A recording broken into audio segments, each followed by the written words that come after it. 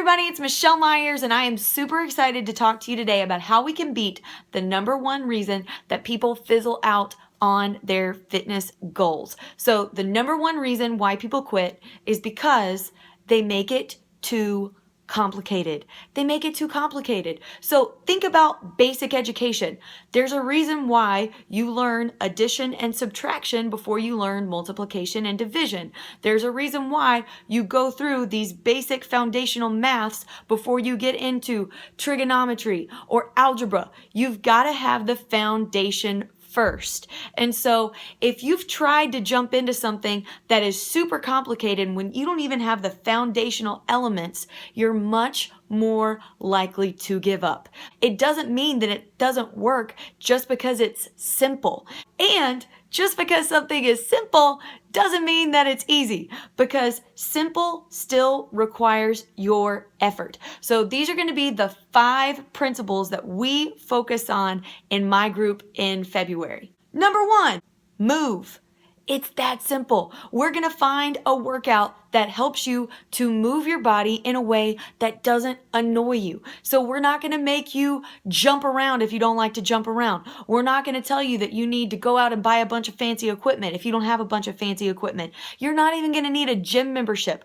We're just going to be able to find a workout that you think will be fun, that you'll look forward to, that can be your release. I don't want to add something else to your to-do list. I want to give you something that you're going to look forward to. And so, principle number 1, we're just going to move. Number 2, we're going to nourish your body. So that's obviously done through food. And so we're going to focus on eating the foods that God made. We're going to focus on eating the foods that give us energy.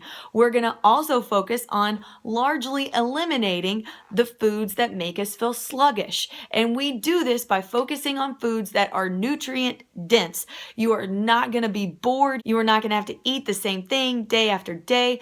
This is just going to be a balanced approach to eating. And so, no, this doesn't mean that I expect perfection. It just means that the majority of the time, we are going to be eating foods that nourish our body and have a nutritional purpose. Number 3, rest. Rest. You can't work out every day. You've got to have some rest days thrown in there. Just like you can't rest every day, you got to have some workout days. But this also ties back into your sleep. Your sleep affects every area of your functioning. If you are tired, you're more likely to overeat to sustain for the loss of energy. You think that you need food, but really your body is just exhausted. It needs that rest. And so we're going to focus on holding each other accountable to going to bed at a reasonable hour. Most of the time, obviously I know moms, we've got young kids, we can't always control our sleep patterns, but we're much more likely to be able to be in control of the time we go to bed instead of the time that we wake up. We either have a job that we have to go to, we have kids that have internal clocks set to 5 a.m., but whatever it is, we've got to be able to figure out the ways that we can maximize the time that we have to rest, because rest is a critical component of your fitness. Number 4, enjoy. So I've already kind of alluded to this, but you've got to find a workout that you enjoy, that you look forward to, that can become a hobby. That's not going to be something that you're going to dread. It's going to be something that is a point of your day that's for you. It's going to give you back some me time.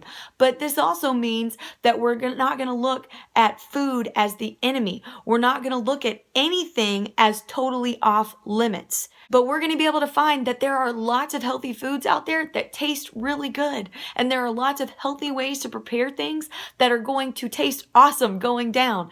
And so it is about finding something that is sustainable for our lives, because we say, I don't dread this.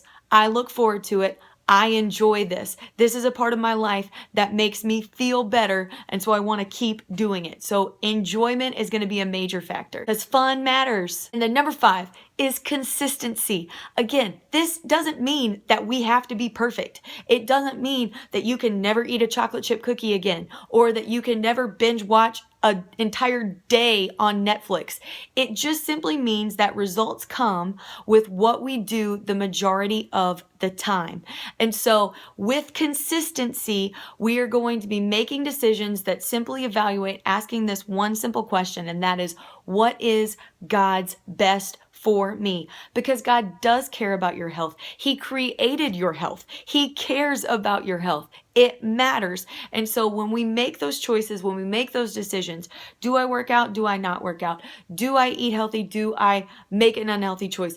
In that moment, asking truly not what's best for me, what do I selfishly want to do right now, but which choice is God's best for me. That's going to be the guiding principle that makes everything make sense. I'm going to leave a link for you below. And if you want more information about how you can join this group to find that soulmate workout, to learn how to prepare food that's healthy and still tastes good, to have that accountability to go to bed when you need to have somebody that tells you that fun is good, and ultimately just to make sure that we're all connected with the foundational thing that we have in common of evaluating our decisions on that one question of what is God's best for me. Make sure you follow the steps below to get connected. I look forward to working with you in the future.